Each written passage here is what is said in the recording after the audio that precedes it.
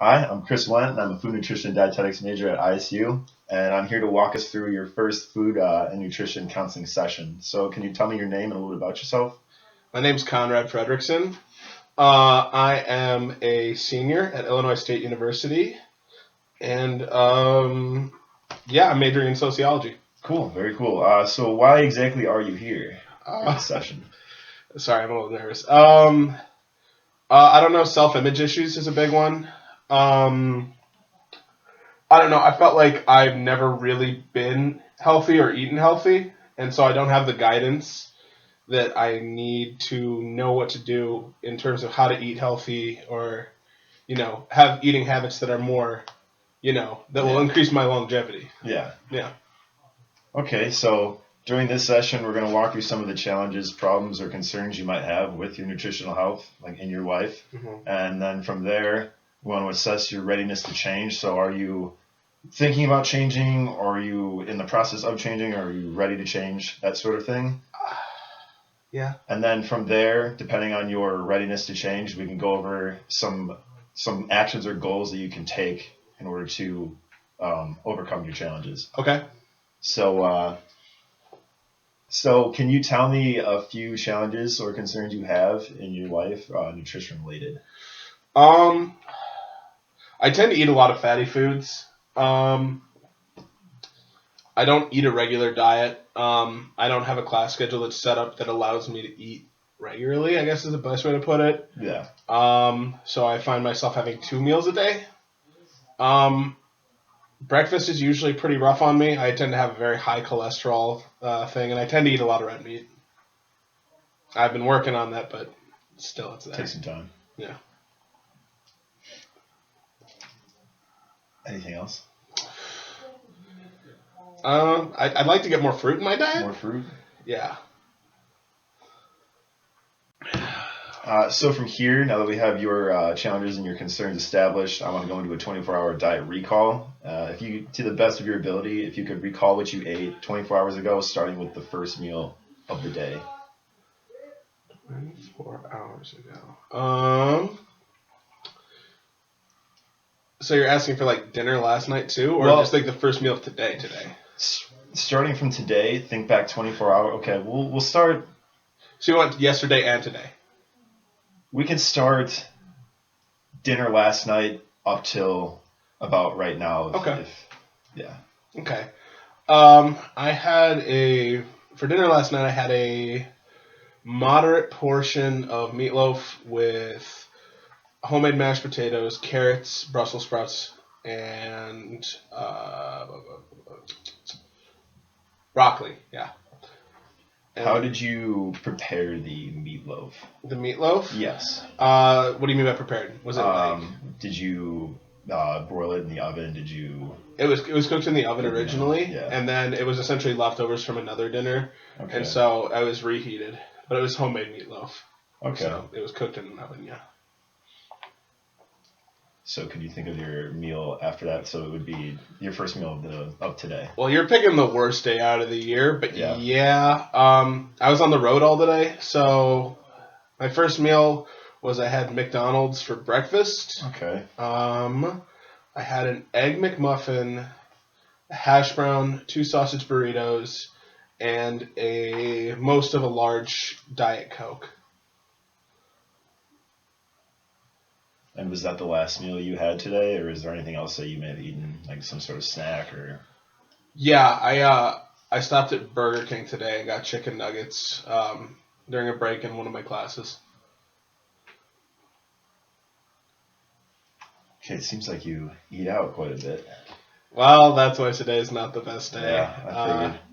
I usually cook on my own. It's not particularly healthy, but I usually try and save some money. I worked over Thanksgiving break, and so I had some extra money, and I thought, I'm not going to prepare a meal on the road. Yeah, we can go over later in the session when we talk about certain actions you can take to solve these problems. So later in the session, we can go over some actions that you can take in order to overcome some of these challenges, such as going out to eat or preparing food that you think is unhealthy or has high fat content in it. So from here, so on a scale of 1 to 10, 1 being you are not ready to change and 10 being you are ready to change, what would you say you were at in order to change the lifestyle you're living right now? I'd say 4 or 5.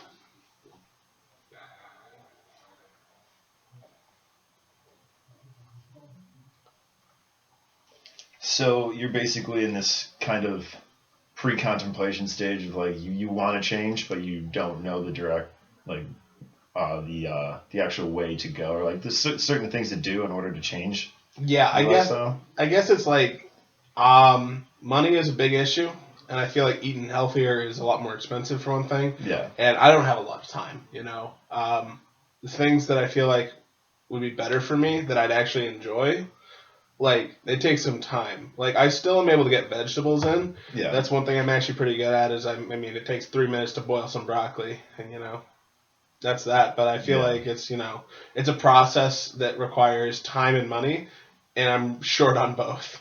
Yeah, that is definitely an inconvenience. So with the 3 problems you mentioned, which was you believe you eat too much fatty foods, you have an inconsistent diet where you're kind of eating sporadically throughout the day. You want to eat healthier breakfast because you say you're eating a breakfast that's more high in like cholesterol, and you want to incorporate more fruit into your diet. So these are the goals or challenges that you're having right now. Okay. So we can go through each one of these and try to come up with some kind of goal or something you can do in order to lessen the amount of fat you eat in your diet or to incorporate more food in your diet. So things of that nature. So we could start with the fatty foods. How do you think you can lessen the amount of fat that you eat in your diet?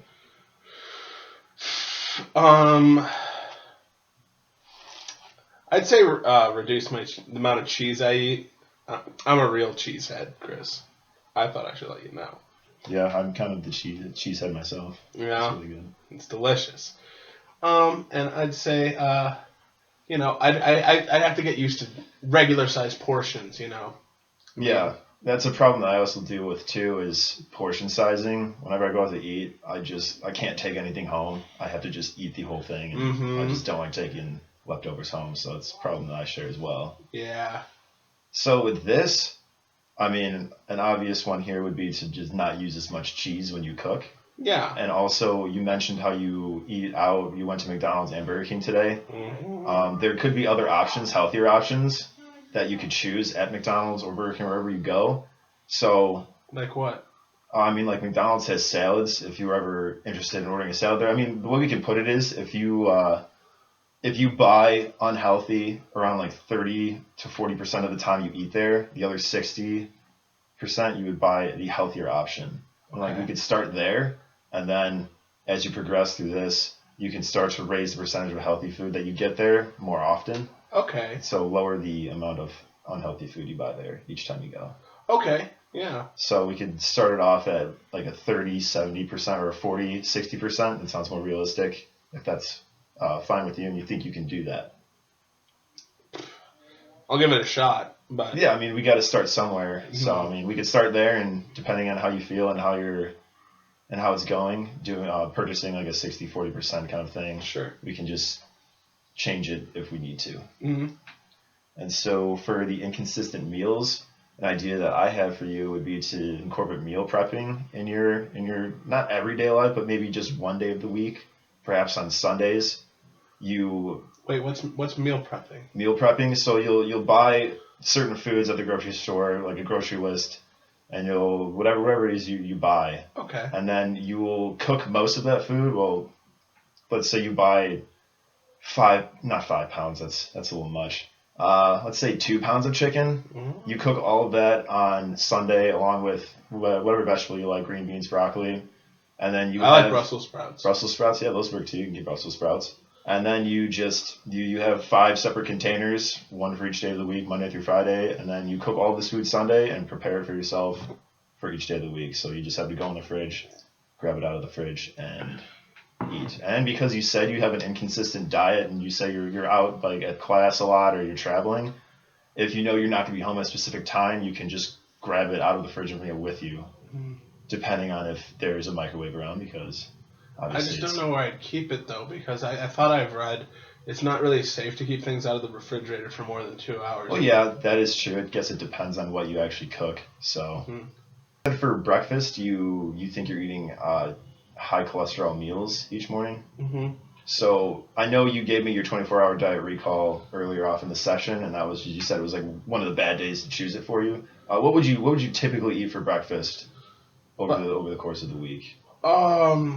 Probably about 9 or 10 eggs. 9 to 10 a week. Okay. I usually have it with a slice of American and a piece of wheat bread. What is it? Eggs in a basket, or rather, hens in a basket, something like that. And I usually have about 2 of those at breakfast during the week, and then I usually split it up and have something like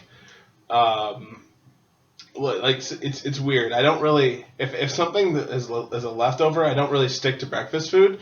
So there'd be days where I'd have like rice and black beans and other vegetables, or like pasta with olive oil and Parmesan cheese, something like that. Yeah. Yeah, so I heard you mentioned you add cheese to the eggs that you make. Oh yeah. For breakfast. So maybe you can cut yourself down to perhaps 2 eggs a day, which is a number I kind of like with eggs because they're full of cholesterol. And instead of adding cheese, you could add something else, like some kind of seasonings, just to give it some flavor besides just the cheese.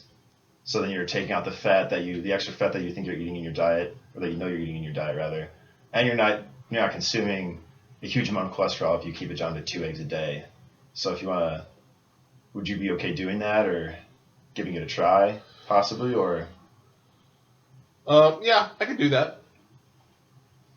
All right. So the last problem that you mentioned earlier in the session was that you don't incorporate enough fruit in your diet. Yeah. So what ideas can you think of that could help you incorporate more fruit in your diet? I'd say a good way to address the problem would be to eat more fruit. Oh yeah, I mean that's like the one way to combat that. Is eat more fruit, definitely. Yeah. Something else you could possibly do is make a grocery list for yourself to get more fresh fruit, or even canned fruit with low syrup, so it's not as sugary as heavy syrup. Okay, so something you can do at the grocery store is you can make a grocery list and try to avoid just randomly throwing snacks into the cart, like the snacks you enjoy, instead of purchasing those. Because I know you said you were low on cash every so often. You can use the money to buy fruit instead of getting the snacks that you like to enjoy. Would you be okay doing that? Or maybe just using more of the money you spend on snacks on food, so you're buying more fruit, you're buying more fruit as opposed to the snackage. Okay. Yeah. If you're comfortable doing that. Yeah. So with this grocery list, you can make a list of healthy items. Something else you can incorporate into your breakfast is whole grain instead of whole wheat or white bread, because it has a higher fiber content, so it'll keep you more full longer, so you don't have to eat as much during any one of your meals. And, so now that we've established the challenges that you're facing and some possible goals and actions that you can take to overcome them, is there anyone in your life that might be able to give you support or any motivation in achieving some of these goals and actions that we've discussed thus far about overcoming some of the challenges? Yeah, I think my girlfriend would be a good support system for this. I see her pretty regularly, and Do you guys prep meals together or cook at all? Yeah, we cook on the weekends together a lot, both breakfast and dinner. That's great. She tends to eat lunch. I'm not much of a person for lunch. Yeah.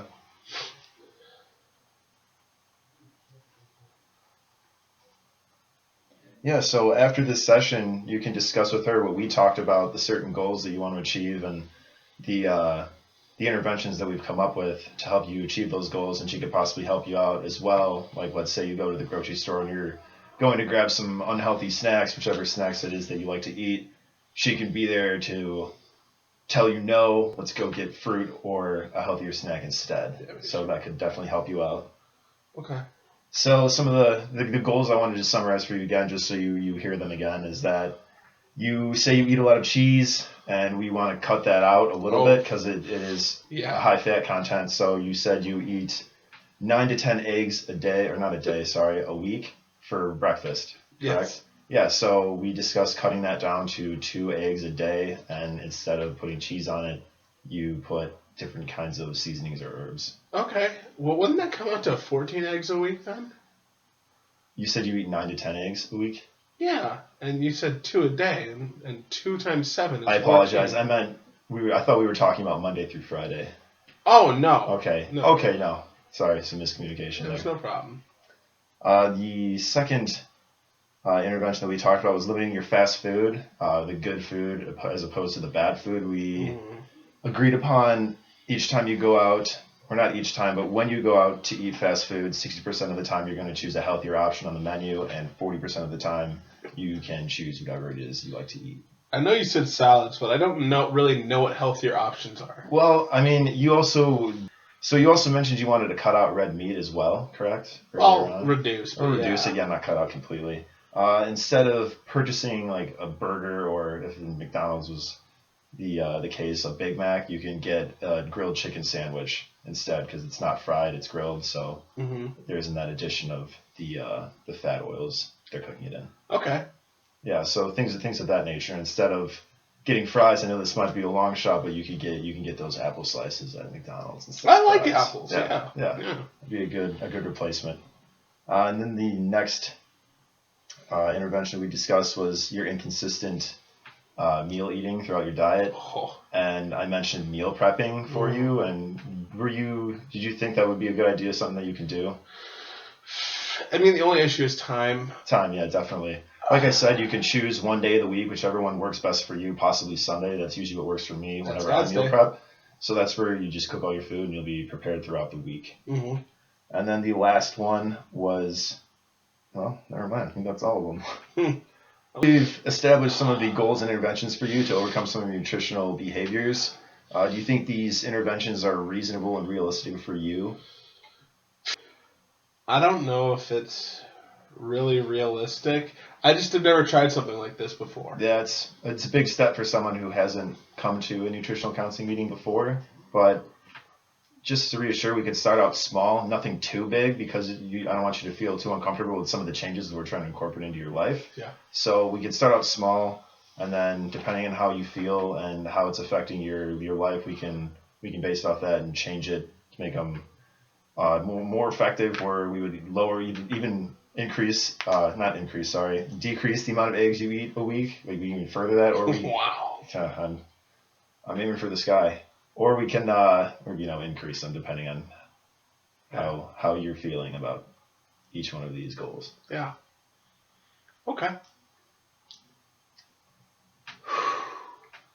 So before you go, I wanted to give you this handout about lowering fat in your diet that could give you some tips about certain cooking methods that can help you reduce the amount of unhealthy fat in your diet when you're prepping food, and then other such things such as the importance of fruit in your diet. Okay. Have any questions? Yeah, I was wondering, when they mean lean meats, is that talking about white meat like chicken, or is that talking about like hamburger meat as well? It would definitely be lean meats, would be chicken, and it could be red meat, which is low in fat, more lean. Okay. So was this session helpful to you at all? Yeah, it was helpful. I'm still a little lost, so I might try and schedule another one with you. Yeah, that would be... Okay. So at what dates in December would you be free? I'm free December 1st. December 1st? Well, we can do that then. What time on December 1st? So what times on December 1st would you be free? I'd say a safe bet would be like 7 a.m. to 10 a.m. That's usually like... So would you like to shoot for 8 a.m. on December 1st? Can we do 8:30? That works for me. All right. All right. Konrad, it was nice talking to you, and hopefully this was helpful to you. This was really helpful. I'm glad to meet you, Chris. Glad to meet you, Konrad, and look forward to seeing you again. Are you a grad student? I am not a grad student. I am an undergraduate student. Wow. I know. And this is my last semester, too, so I'm excited.